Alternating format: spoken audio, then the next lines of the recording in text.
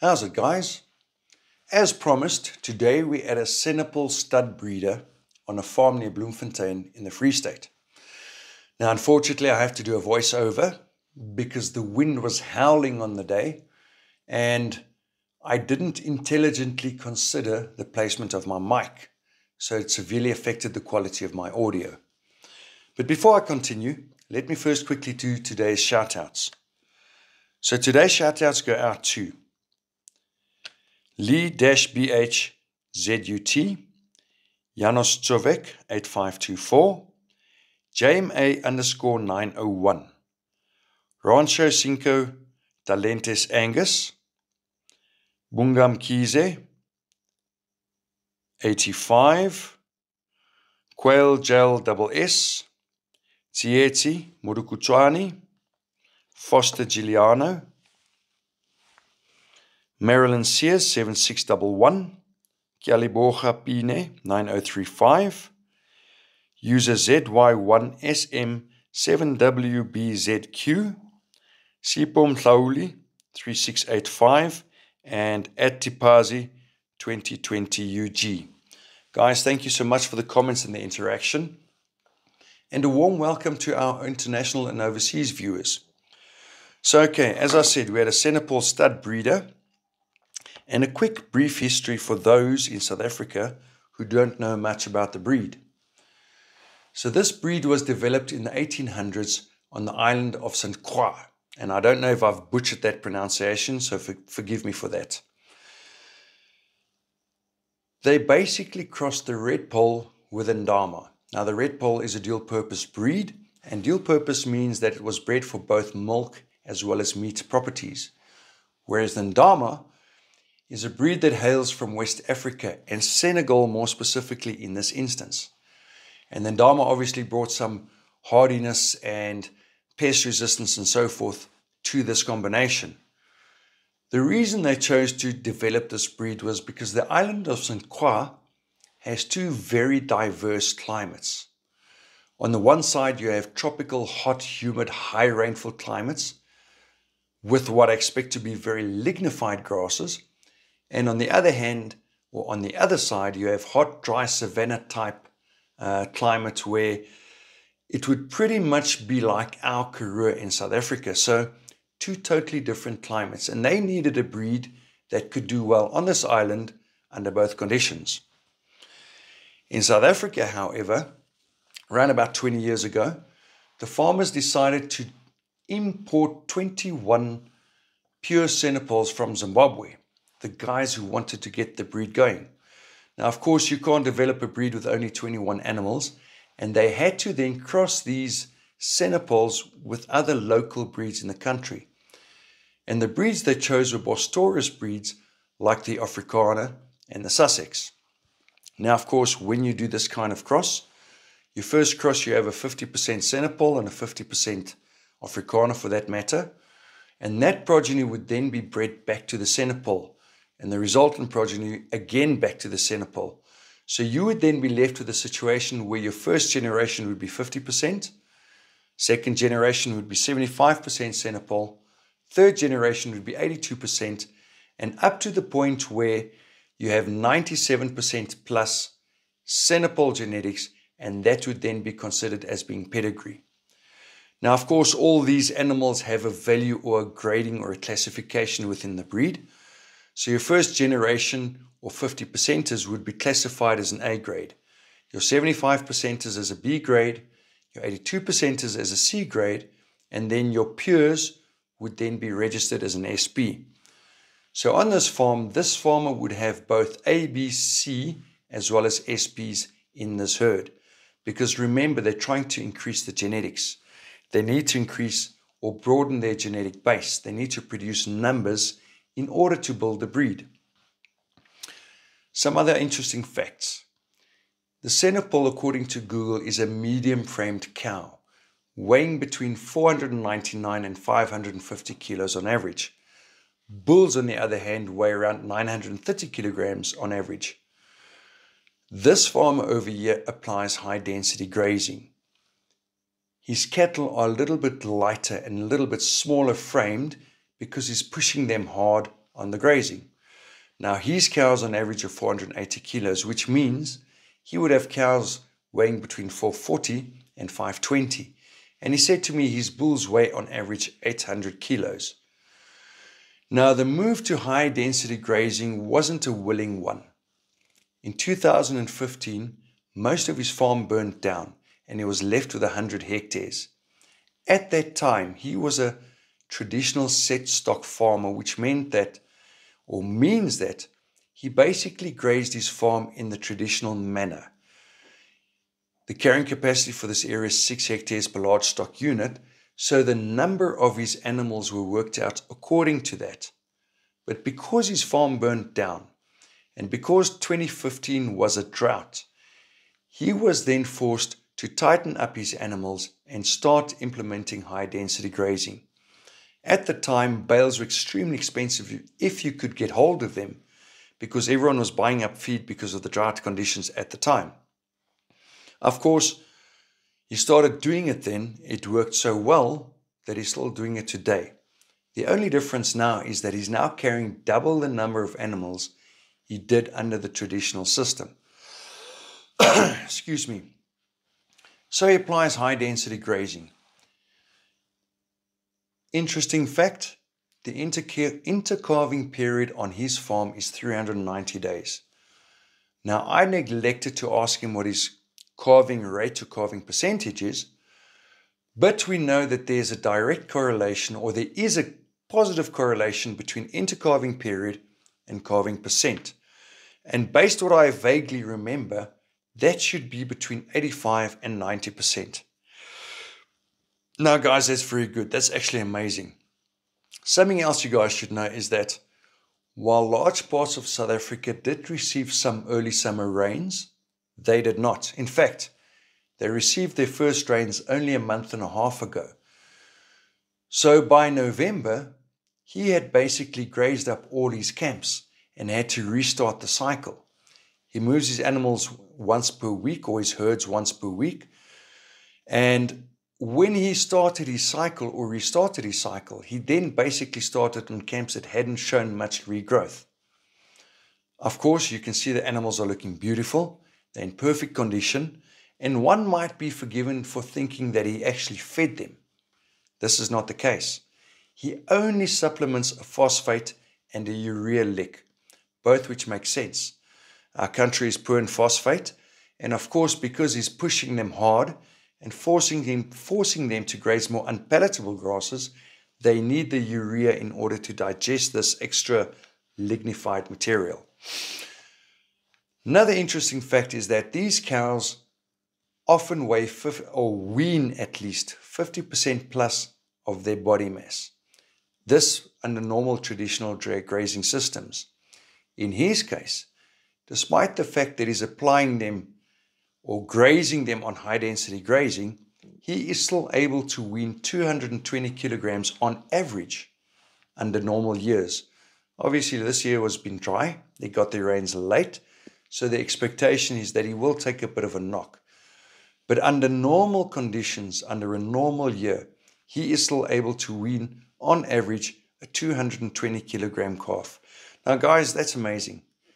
In fact, we did a quick calculation, and this is not a perfect calculation, but under his old system, he was weaning on average about 40 kilograms per herd hectare. And when I say herd hectare, I mean the actual grazing hectares used by the herd.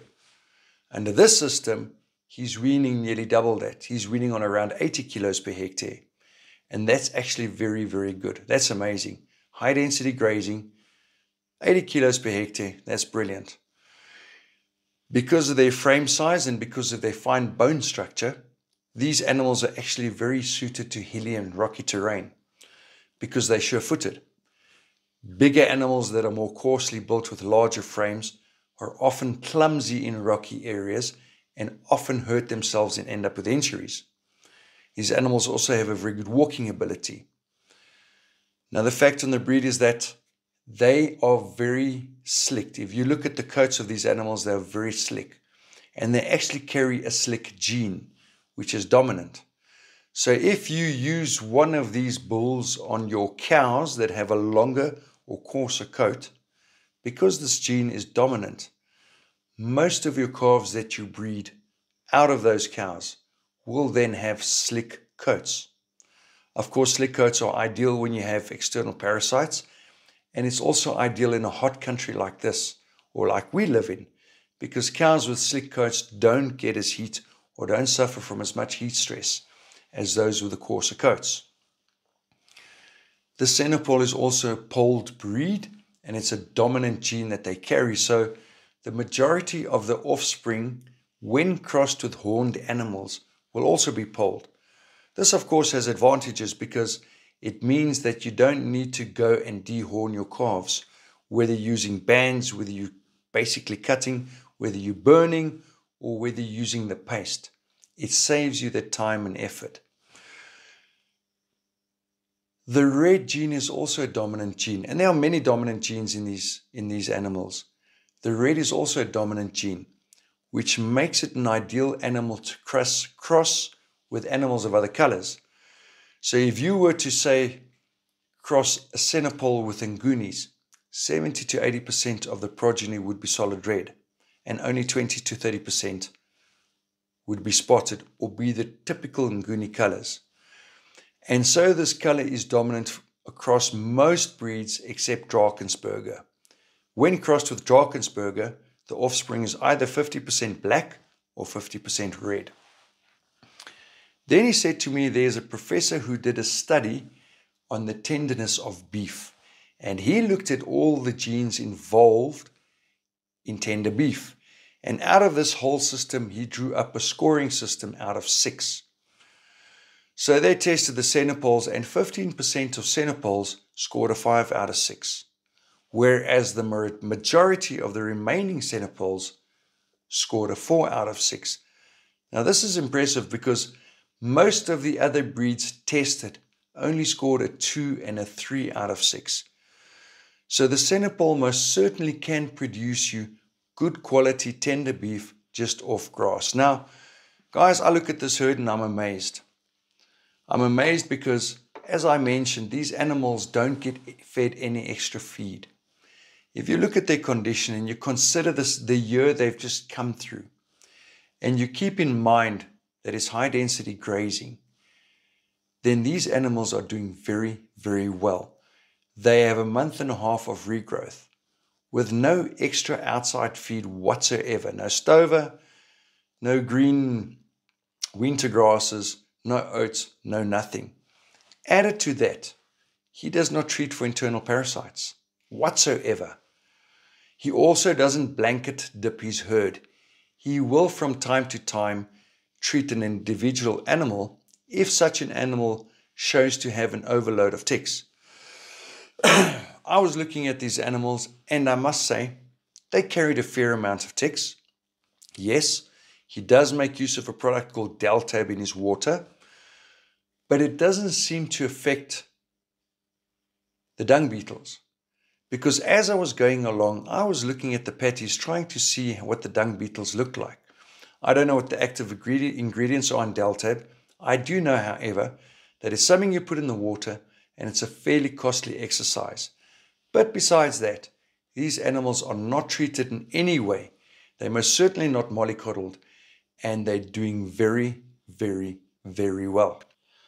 I think you would agree, based on the animals we've seen and even the calves that you've seen on the screen so far, that these animals really certainly look good. They're pleasing to the eye, they're mild-mannered and soft-tempered, and they're easy animals to work with. Another interesting fact is that there is a gentleman, and if memory serves me correctly, his name is Todd Gentry, and he developed a breed called the South Pole. Now, one of the 4 founding breeds used to develop the South Pole, my goodness, was the Senepal. So even the Americans have seen the value of this breed. Another name that many of you might recognize is Greg Judy, and Greg Judy is a big advocate for low maintenance, easy farming, low cost, grass-fed genetics. And Greg Judy uses the South Pole on his farm. What I'm trying to get at, guys, is that I think this breed is totally underutilized in our country. I think there's a lot of potential for these animals. And if you're a farmer who wants to just bring down your frame size, who wants to get a little bit more felt hardiness into your animal, but still wants to maintain the red color that our country loves so much. And it's ironic, I've said this many times. In South Africa, red is a thing. In the States, it's black. In Argentina, it's white. Every country has its color preference. At the end of the day, the steaks are all the same color. But if you want to maintain your red color in your herd or in your progeny, but you want to decrease your frame size so that your animals do better on grass, then this is most certainly a breed that you can consider. On the screen in front of us are a group of young bulls. These bulls had just been removed from the breeding herd, so they've just finished up their breeding season. If memory serves me correctly, they're around 2.5 years old. Now, at 2.5, they're still growing, they haven't fully matured, and yet look at the condition of these bulls.